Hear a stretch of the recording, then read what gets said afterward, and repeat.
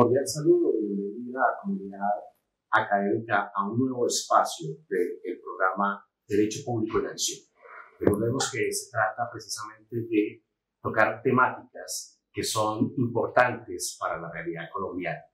Hoy tenemos un gran invitado, un invitado muy especial y un tema muy importante que está precisamente en boga, que es la consulta popular. Le damos la bienvenida al doctor José Gregorio Hernández Galindo. No quiero hacer una injusticia con su presentación, precisamente porque usted es uno de los más connotados y más ilustres juristas que tenemos aquí en Colombia, ex magistrado de la Corte Constitucional. No llama. Académico, investigador, autor de muchos libros de derecho público y hasta ex candidato a la vicepresidencia. Perfecto, bienvenido, doctor José Gregorio. Muy amable por estar aquí. Gracias. Listo, entonces el tema de hoy va a ser precisamente la consulta popular. Doctor José Gregorio, precisamente hoy, desde ayer se están discutiendo y deliberando en el Congreso la aprobación de la posible consulta popular. Se supone que hoy es el acto mediante el cual el Senado, porque a veces no es lo mismo el Senado que el Congreso. El Senado es una de las cámaras, el Congreso es la reunión de las dos cámaras, pero en este caso es el Senado. Se supone que hoy va a resolver si emite concepto favorable o desfavorable a la solicitud que ha elevado el gobierno con 12 preguntas para una consulta popular sobre derechos y garantías laborales. Se supone que hoy decide. Hoy es la decisión, sí señor. Vamos a ver. Sí, porque parece ser que el Senado también tiene 10 días de prórroga. Sí, claro. Precisamente si no llegan a un consenso el día de hoy. Ajá. Precisamente un tema importante en la consulta popular es esa tensión que existe entre la democracia directa, participativa, que trae la Constitución de 1991, con la democracia representativa que ha sido de antaño en las constituciones anteriores de la 1886. Bueno, la democracia ha evolucionado. Cuando se dio ese giro copernicano, porque primero había un poder concentrado en el faraón, en el monarca, en el príncipe, en el emperador, ¿no? Concentrado. Se dio el giro copernicano y con revoluciones como la Revolución Norteamericana, como la francesa, se llegó finalmente al concepto democrático. Por encima del gobernante, que lo era absoluto, está el pueblo, que es el titular de la soberanía. Fíjense, la expresión soberanía obedece precisamente a que se entendía que el titular del poder era el soberano. Al darse el giro, pasa el pueblo a ser el titular de la soberanía y por lo tanto es el pueblo el que tiene que resolver sobre los asuntos básicos que interesan a la sociedad, porque el pueblo es el titular de la soberanía y es en ejercicio de la soberanía que se pone en vigencia la Constitución. En las primeras épocas de la democracia había una democracia representativa. El ciudadano común y corriente, miembro del pueblo, simplemente tenía el derecho al voto, a elegir a sus representantes. En el caso colombiano, a los miembros del Senado, de la Cámara de Representantes, a los miembros de las asambleas departamentales y de los consejos municipales o distritales, ¿no? Y así fueron todas las constituciones del siglo XIX y la Constitución de 1886, que rigió hasta 1991. Una democracia participativa no existía, no se concebía en ese momento, aunque había habido dos ocasiones de pronunciamiento del pueblo. El plebiscito del año 1957, tras la dictadura de Rojas Pinilla, y se fundó el Frente Nacional, y después las dos ocasiones en que se pronunció el pueblo, precisamente para convocar una asamblea constituyente que finalmente aprobó la Constitución política. Pero la democracia era básicamente representativa. Los miembros elegidos representaban al pueblo, pero tomaban libremente sus decisiones, aunque se decía en la Constitución que debían obrar de acuerdo con el interés de sus electores. Democracia representativa. ¿Es democracia? Sí, es democracia. Pero con la evolución del derecho se llegó a la democracia participativa. El pueblo tiene derecho no solamente a ser representado por aquellos a quienes elige, sino que el pueblo puede y debe poder resolver directamente él sobre muchos asuntos. La Constitución política contempla ese carácter participativo. Si ustedes leen el preámbulo de la Constitución, que hoy por hoy, según ha dicho la Corte Constitucional, es vinculante. El preámbulo antes se entendía como un querer ser, como una búsqueda, como un ideal. Sí. Hoy por hoy el preámbulo de la Constitución es un preámbulo con carácter vinculante, es decir, el preámbulo, dice la Corte, obliga, y entonces ponen en vigencia la Constitución y dice que los valores constitucionales, la vida, la convivencia, el trabajo, la justicia, la igualdad, el conocimiento, la paz, se logran, dice la Constitución en el preámbulo, dentro de un marco jurídico, democrático y participativo, que garantice, no es solamente que lo propongan, que garantice un orden político, económico y social justo. Y cuando se presentan los fundamentos de la Constitución en el artículo primero, se dice que Colombia es un Estado social de derecho y una democracia participativa y pluralista. No es que haya dejado de ser una democracia también representativa, porque seguimos votando por aquellas personas que desempeñan los cargos en mención, inclusive el presidente de la República, los gobernadores, los alcaldes, que desde luego pues se eligen mediante el voto. Perfecto. Precisamente. Pero lo que quiero subrayar es que la tensión se presenta, a mi modo de ver, equivocadamente. Algunos creen que es que ya no es representativa. No, sí, hay democracia representativa. Pero básicamente, en nuestra Constitución del 91 es una democracia participativa. El pueblo tiene derecho a tomar decisiones sobre los asuntos que le interesan. Y para eso, la Constitución contempla los mecanismos de participación que ustedes pueden encontrar en el artículo 103 de la Carta Política. Dice claramente la Constitución que esos mecanismos que constituyen derecho de todos los ciudadanos son, entre otros, el plebiscito, el referendo, la consulta popular, el cabildo abierto, la iniciativa legislativa y la revocatoria del mandato. Estamos hablando de aquí, de la consulta popular. Perfecto. Precisamente, ¿cómo puede usted interpretar esa controversia que se suscita en el Estado colombiano? Controversia que yo no creo que exista. Tienen que ser elementos complementarios. Exactamente. Aunque prevalece siempre la decisión del pueblo, en el caso en que el pueblo se consulta. Perfecto, exacto. Entonces esa prevalencia muy seguramente de la democracia participativa. Otro punto de la consulta popular es la judicialización que se ha hecho frente a estos mecanismos de participación ciudadana.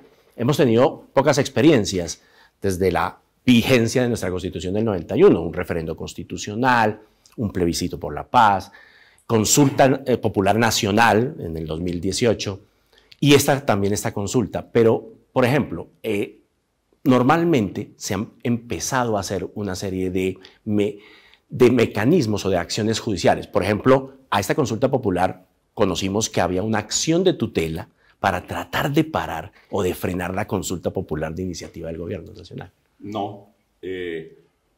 Recordemos que estos mecanismos están claramente previstos en la Constitución Política en cabeza del pueblo, que es el titular de la soberanía. Los jueces solamente pueden resolver en el ámbito de sus funciones a la luz de la Constitución y de la ley. Yo no considero, porque es que no está en ninguna parte de la Constitución, que la acción de tutela sirva, por ejemplo, para impedir una consulta popular. Eso no puede ocurrir.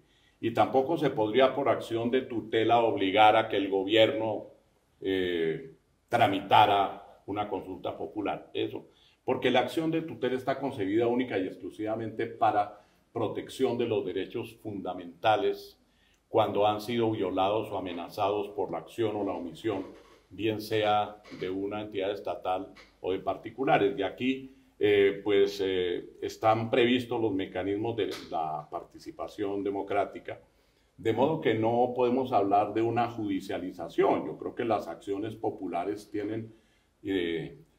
la acción de tutela definitivamente no cabe, pero las acciones populares únicamente son para los derechos colectivos a que se refiere la Constitución cuando han sido puestos en tela de juicio. Pero no es el caso de estas vías. Repito, por una decisión judicial no se puede impedir que se convoque a un referendo, a un plebiscito, etc. Desde luego, la Corte Constitucional sí ejerce unas funciones respecto a los mecanismos de participación. Por ejemplo, para convocar a un referendo, tiene que aprobarse primero una ley de la República. Y esa ley tiene que pasar por el control de la Corte Constitucional antes de que se pronuncie el pueblo. Respecto de la consulta popular, desde luego, puede haber una revisión de la Corte Constitucional sobre el cumplimiento de los requisitos, pero no sobre la decisión que adopte el pueblo. Es decir, vamos a suponer que en esta consulta popular el pueblo resuelve con las mayorías que se requieren y el umbral, que es bastante alto. Vamos a suponer que el pueblo aprueba con el sí todas o algunas de las preguntas. No podría venir la Corte Constitucional a descalificar la decisión del pueblo y a declarar que el pueblo violó la Constitución. El pueblo ejerció sencillamente su derecho.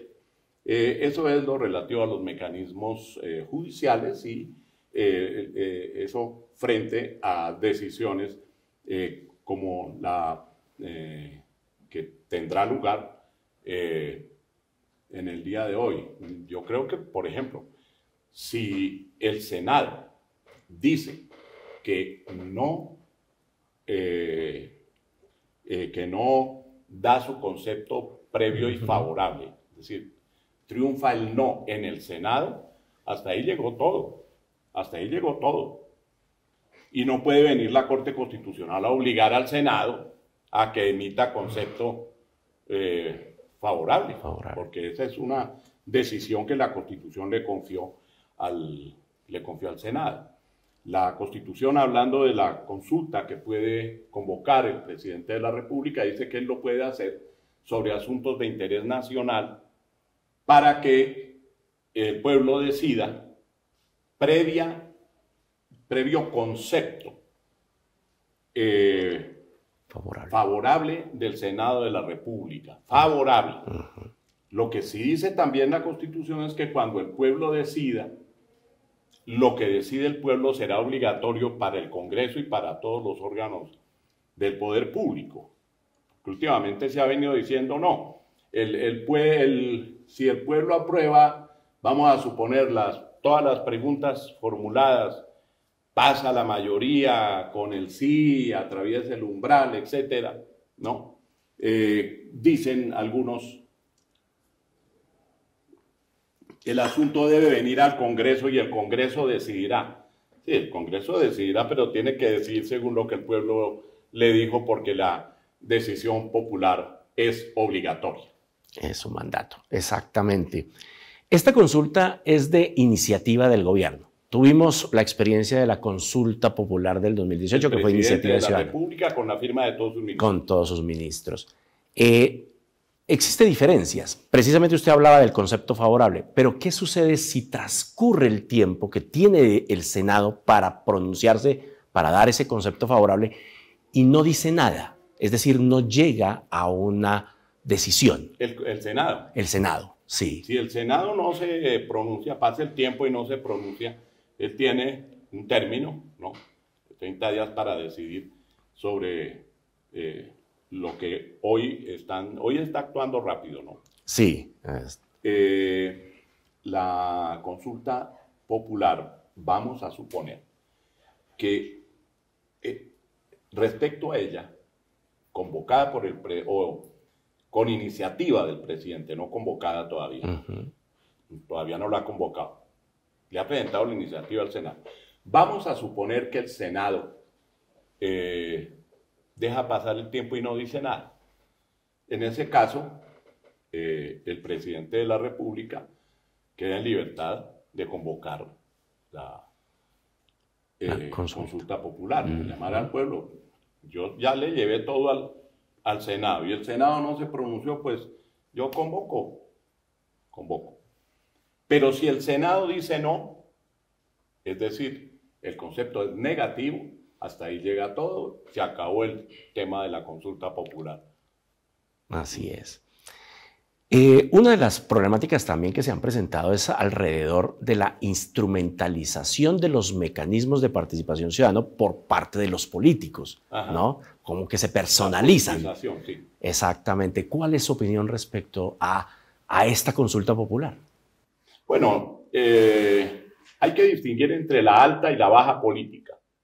La política de alto interés, fíjense que hablamos de la constitución política, que corresponde al ejercicio del poder. Y lo que yo llamo la baja política, es decir, la política rastrera, la política agresiva, la política mentirosa, la política corrosiva, corrupta muchas veces. Esa baja política ha venido actuando desde hace tiempo, tal vez desde el proceso de paz, del año 2016 del presidente Santos. Esa baja política se ha venido ejerciendo, inclusive en la época moderna, ya no solamente con discursos, con cartas, con manifestaciones, sino con el uso de los medios de comunicación y muy especialmente con las llamadas redes sociales, el internet, las redes, todo esto ha llevado a una polarización muy grande. Tenemos que reconocerlo. Entre extrema derecha, extrema izquierda. Y entonces, en virtud de esa politización de todos los asuntos y de la instrumentalización de cuanto haya, los unos para no dejar gobernar y los otros para gobernar, quieran o no quieran, sin ninguna posibilidad de acuerdo, de diálogo. Mire que el artículo 113 de la Constitución dice que las ramas del poder público tienen que ejercer sus funciones de manera separada y autónoma, y la una no puede reemplazar o sustituir a la otra, ¿no? Pero dice la Constitución que cumplirán sus funciones mediante una colaboración armónica, y eso es lo que justamente no tenemos. Fíjense, en este caso de la consulta, se presenta un proyecto para devolver a los trabajadores una serie de prerrogativas, ni siquiera de prerrogativas, de derechos que se les había conferido después de la Constitución del 91. Y viene un gobierno anterior, el gobierno del expresidente Uribe, y presenta proyecto para quitar muchas de esas garantías, lo del descanso necesario, lo de la duración de la jornada laboral, etc. se los quita. Lo que pretendía, yo le he entendido al gobierno actual, que lo que pretendía el gobierno era recuperar, devolver a los trabajadores esos derechos. No. Sí.